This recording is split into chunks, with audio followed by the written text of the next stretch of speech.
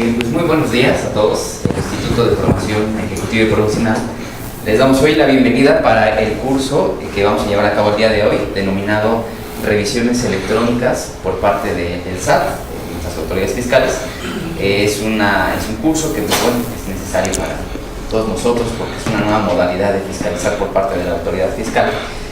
Y pues bueno, para ello tenemos el honor de que participe en la exposición el licenciado en Contaduría y licenciado en Derecho, Juan Jacobo Meraz Sotelo, quien, como comenté, es licenciado en Contaduría por parte del Colegio Español de México, es licenciado en Derecho por parte de la Facultad de Derecho de la UNAM, es especialista en Derecho Fiscal por parte de la Unidad de Posgrado de la Universidad Nacional Autónoma de México, cursando la maestría en Derecho Fiscal y Administrativo, también en el Centro Universitario de Estudios Jurídicos. Cuenta con un diplomado sobre continuidad y desarrollo de la empresa familiar en el Tecnológico de Monterrey, Campus Ciudad de México. También cuenta con un diplomado en Derecho Fiscal en el Centro de Estudios Jurídicos Carbonell, diplomado en Derecho Fiscal Estratégico por parte de la División de Estudios de Posgrado de la UNAM.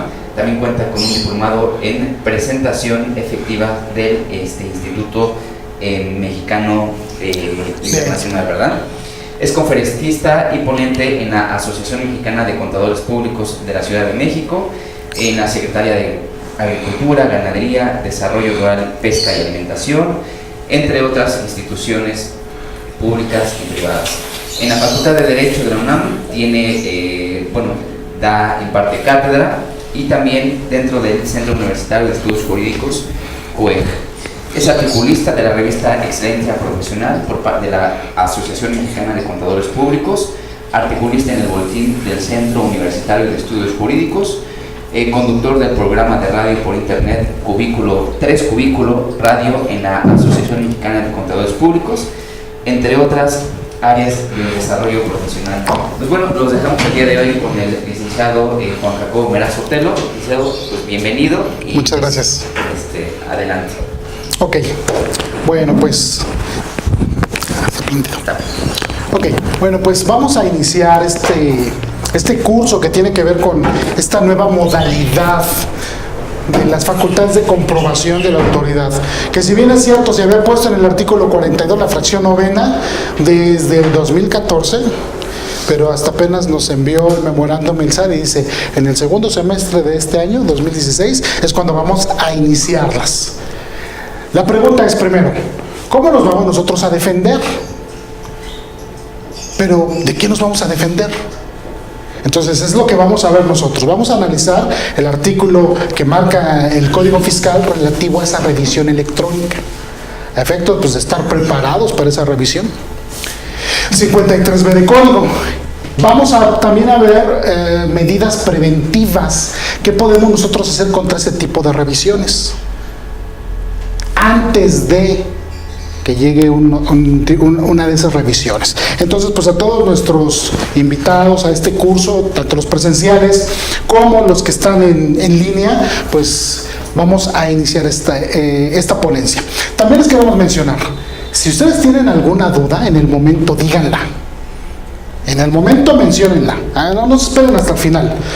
Esto sirve de dos cosas. Uno, porque en el momento está fresca la duda y la podemos contestar, porque no sé si les ha pasado a ustedes, bueno, yo al menos sigo estudiando, y si te dice el ponente o el maestro, oye, después pregúntame, y luego dices, bueno, ¿y qué iba a preguntar? Ya ni me acuerdo, está incluso como con las novias, si te dice la novia algo y le dices, no, lo vemos después, ¿qué me ibas a decir, cariño? No, ya se me olvidó.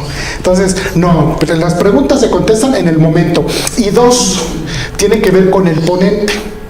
Cuando tú le haces una pregunta a un ponente y te dice, lo vemos después, hay de dos sopas. O no te quiere compartir, o no sabe la respuesta. Pero si nosotros nos dedicamos a fiscal, entonces debemos de saber las respuestas a esta consideración. Aclaro que soy contador público, hace más de 10 años que no arrastró el mouse. Me he dedicado única y exclusivamente al litigio. Entonces, a lo mejor preguntas un poquito más técnicas referente a la contaduría, pues a lo mejor esas no tengo el alcance suficiente para contestarlas. Pero si se refiere a medios de defensa, pregunten lo que quieran, muchachos. Lo que quieran. Porque como yo siempre digo en mis cursos, lo que yo les digo aquí en el curso, se lo sostengo en tribunales. pero vamos a cambiar la temática, la mecánica de esto. Fíjense que es curioso esta parte. Les voy a mencionar por qué. Porque la tendencia del abogado está cambiando. ¿Hacia qué? Ya no tenemos que ir a los tribunales. Alguien dirá, a ver, pero pues ¿cómo estás matando la gallina de los huevos de oro? Sí, fíjense, ya no vamos a tener que ir a tribunales. Tenemos que implementar una cultura preventiva en las empresas, porque bueno, pues ya estamos viendo los criterios tanto del Tribunal Federal de Justicia Administrativa, que antes era Federal de Justicia Fiscal y Administrativa, ahora ya nada más administrativas de CAS, y de la Corte, la Suprema Corte. Entonces, pues los criterios no son nada halagüeños, nada favorables al contribuyente. ¿Qué tenemos que hacer? Pues empezar a cambiar paradigmas y hacer lo que siempre hemos tenido que hacer. Lo que ustedes saben hacer. Desde el control interno empieza la defensa. Entonces vamos a divertirnos en este curso. Decimos divertirnos porque bueno, a mí me apasiona, me gusta esta materia, pues vamos a verlos. La primera parte de lo que vamos a ver tiene que ver o se relaciona con cuestiones de principios de defensa que están en la Constitución y cuestiones de legalidad. Y ustedes van a ver a lo largo del curso por qué necesitamos saber esos principios de defensa que están en la ley. Bueno, no en la ley, en la Constitución. Entonces vamos a ver. Primero, noten ustedes que a partir del 2011, 10 de junio del 2011, se cambiaron los paradigmas en cuanto a la defensa, incluso fiscal, de todos los contribuyentes, porque se incorporó en el artículo 1 constitucional los famosos derechos humanos. Y alguien dirá, bueno, ¿qué rayos son los derechos humanos? Porque todo el mundo habla de los derechos humanos, pero ¿cómo los aterrizamos? ¿Cómo los ponderamos incluso en la empresa, en la práctica del día a día? Bueno, pues vamos a entender. El artículo 1 constitucional menciona, fíjense ustedes, todas las personas gozarán de los derechos humanos reconocidos en esta Constitución y en los tratados internacionales. Vamos a hacer una pequeña pausa antes de seguir con esto. El material que ustedes tienen es una cuestión bosquejada de la ley, es decir, se tomaron los extractos tal cual están de la ley. Alguien preguntará, ¿pero qué chiste tiene? El chiste es el siguiente: le van a hacer apuntes, anotaciones ahí al lado, porque eso es lo que les va a servir a ustedes, porque de nada tiene venir a leer la lámina y no explicarla. No, le van a hacer ustedes anotaciones porque eso lo van a poner en práctica, reitero, en las empresas donde ustedes están, con los contribuyentes que ustedes atienden o incluso en sus propias unidades de negocio. Vamos a ver cómo funciona esto y ahorita se los voy a explicar para que ustedes vayan viendo cómo se puede empezar a argumentar una defensa antes de que el SAT nos requiera de manera electrónica. Fíjate, primero dice, todas las personas gozarán de los derechos humanos. ¿Y qué rayos es un derecho humano? Bueno, si nos ponemos muy filosóficos, nos remontamos a Immanuel Kant, los imperativos categóricos. Y para no saber cuánto largo tiene que ver con trátame como un fin, no como un medio. ¿Y cuál es el fin último de un ser humano? Su mejora en su calidad de vida, lo que significa el aumento en su dignidad humana. Pero fíjense que es bien curioso. Es bien curioso. ¿Y cómo aumentamos nuestra dignidad humana? ¿Estudiando? Sí, porque empiezas a conocer más cosas. ¿Pero en qué se traduce el estudio? En un trabajo. Y si estudias más, ¿en qué se traduce? En mejores oportunidades. Y esas mejores oportunidades al final del día, ¿en qué se traduce? En pecunio, en dinero. Y entonces entramos a otra cuestión que vamos a ver más adelante ahorita con los principios de los derechos humanos. Entonces estamos en el entendido de que los derechos humanos los gozamos todos nosotros por el simple hecho de ser personas. Y la Constitución ya no nos lo otorga, nos lo reconoce. ¿Y en qué dos instrumentos vamos a buscar nosotros esos derechos humanos según el primer párrafo del artículo 1 constitucional? Y reitero, el tema son revisiones electrónicas, pero ustedes van a ver de qué funciona esto. De veras van a ver para qué funciona esto. ¿En qué dos instrumentos? Dice ahí, la Constitución y los tratados internacionales. Significa que ahora yo puedo invocar tratados internacionales a mi defensa fiscal, incluso en mi escrito de pruebas y alegatos, cuando me llega una revisión electrónica. La respuesta es sí. Fíjense lo que estamos viendo. Cuando les va a llegar su revisión electrónica, vamos a tener los 15 días para contestar lo que a nuestro derecho convenga y aportar pruebas. Oye, y manifestar lo que a mi derecho convenga implica que puedo mencionar los derechos humanos. ¿Qué dice el artículo 1 constitucional? Sí. Entonces ahí lo tienen. Y el derecho humano, al final del día, aunque suene muy ius capitalista, ¿no te explico qué es eso? Significa que al final del día se traduce en pecunio. No es cierto que si te preparas, por ejemplo, si venimos aquí a IFER, pues tenemos un conocimiento que otros que están allá afuera no lo tienen. Y ese conocimiento que estamos adquiriendo se debe traducir en mejoras en nuestra calidad de vida. ¿Y cómo se demuestra la mejora en la calidad de vida? Obteniendo recursos. Mira, no es lo mismo viajar a Chapultepec un fin de semana que viajar a Europa. ¿Y eso qué nos lo da? Los recursos económicos. Entonces está inmanentemente ligado, porque también hay derechos económicos y sociales que se consideran derechos humanos. Entonces es lo que vamos a nosotros a ver. Entonces reiteramos, ya estamos entonces entendiendo que cuando llegue la revisión electrónica podemos argumentar o arguir cuestiones de derechos humanos. Sí, definitivamente sí. ¿Cuáles son y cómo son? Ahí dijimos de dónde mandan, de dos instrumentos: la Constitución y los tratados internacionales. Pero ¿cómo los vamos a ponderar? ¿Cómo se los vamos a desmenuzar y tratar de que los digiera la autoridad? Fíjense, segundo párrafo. Del artículo 1 constitucional, las normas relativas a los derechos humanos se interpretarán de conformidad con esta Constitución y con los tratados internacionales. Pero noten ustedes, ¿de qué forma? De la materia, favoreciendo en todo tiempo, y ahí está el tip. ¿De qué forma? Favoreciendo en todo tiempo a las personas la protección más amplia. Pues la pregunta es, ¿y cuánto sabemos esto? Mira, nos decían ayer en la facultad que los derechos humanos, cuando inició esta reforma, que reitero no tiene mucho porque fue el 10 de junio de 2011, era como cuando el niño descubre la capsup. A todo le quiere echar capsup. Las personas, los abogados, los litigantes, a todo le querían poner derechos humanos. Sí, pero ¿cómo? ¿Hasta dónde? ¿Y cuándo? Y sobre todo en materia fiscal, porque a menos de que alguien pueda tener la carrera de abogado, puede ser abogado, no es lo mismo que sepa fiscal a que se dedique a otras áreas. Yo, por ejemplo, en mi despacho, yo no litigo nada que no sea fiscal. Oye, mercantil civil, ahí está mi socio. Oye, penal, ahí tengo una asociada. Oye, pero tú eres abogado. Sí, pero yo me dedico exclusivamente a fiscal. Entonces esto ya tiene un tamiz muy, muy particular. Entonces reiteramos, favoreciendo la protección más amplia. ¿Qué significa? Esto se llama principio pro homine. Se escribe así, pro homine.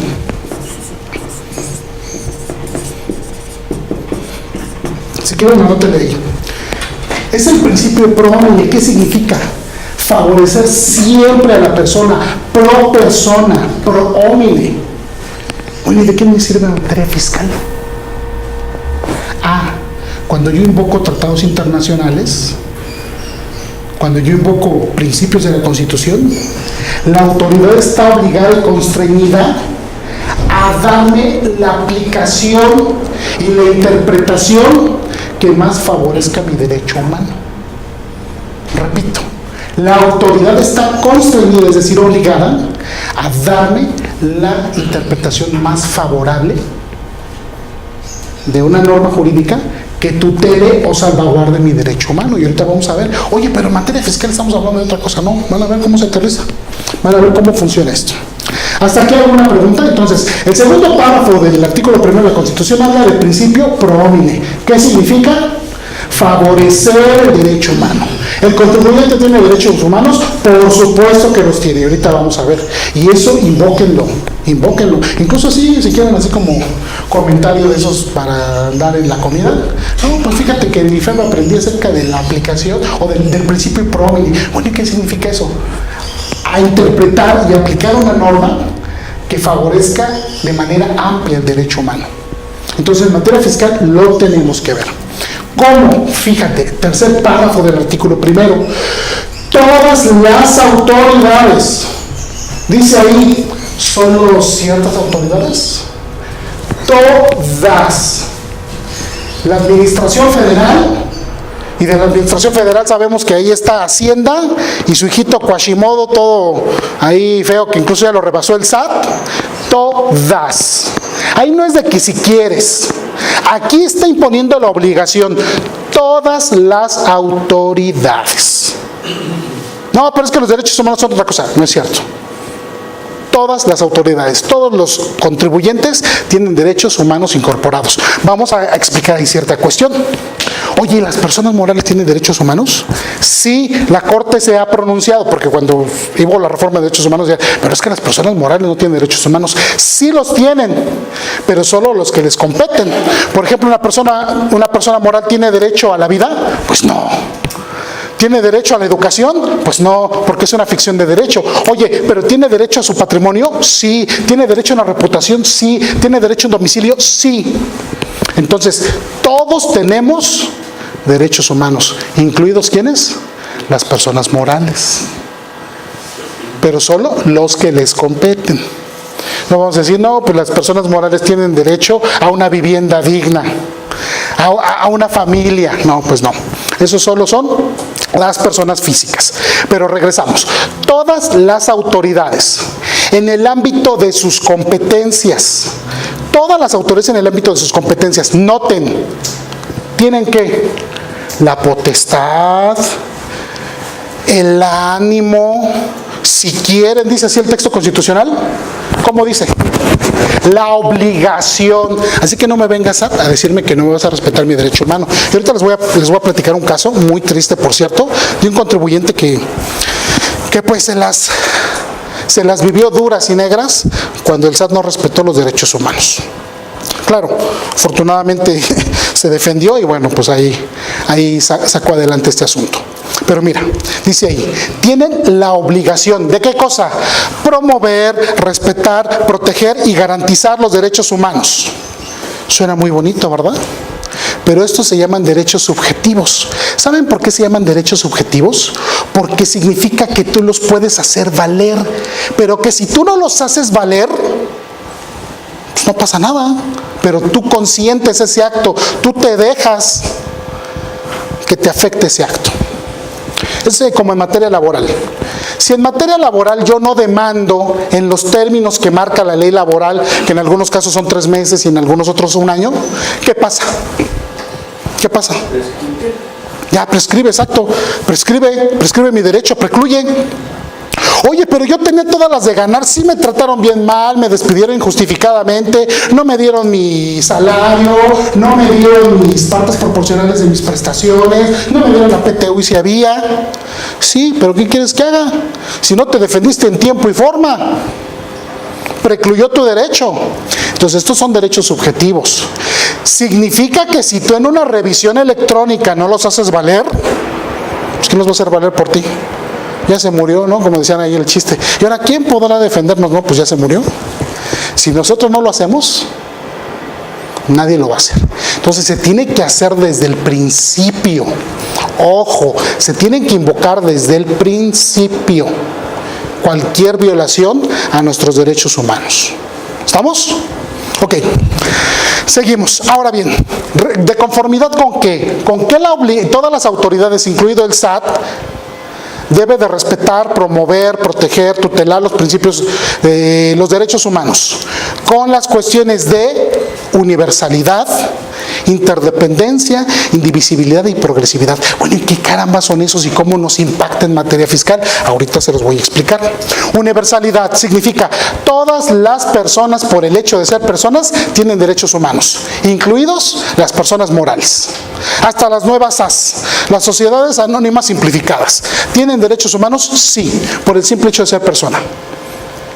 Entonces, no me vengas a decir que no tengo mis derechos humanos. Sí los tengo, SAT.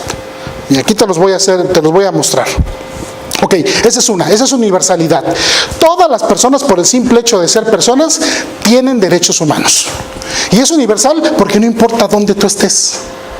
Esos derechos humanos son inherentes a ti, nadie te los puede quitar. Ejemplo, si nosotros vamos a otro país y dicen que cometimos un ilícito, nos van a fusilar. ¿Es correcto eso? No, porque tenemos que derecho a la vida, y esos derechos son universales, porque están en tratados, en instrumentos internacionales. Entonces nadie nos los puede quitar. ¿Tenemos derecho a la propiedad? Sí. ¿Tenemos derecho a la presunción de inocencia? Sí. ¿Tenemos derecho a un procedimiento o proceso judicial efectivo? Sí. Sí lo tenemos. No me vengas a decir, SAT, que no.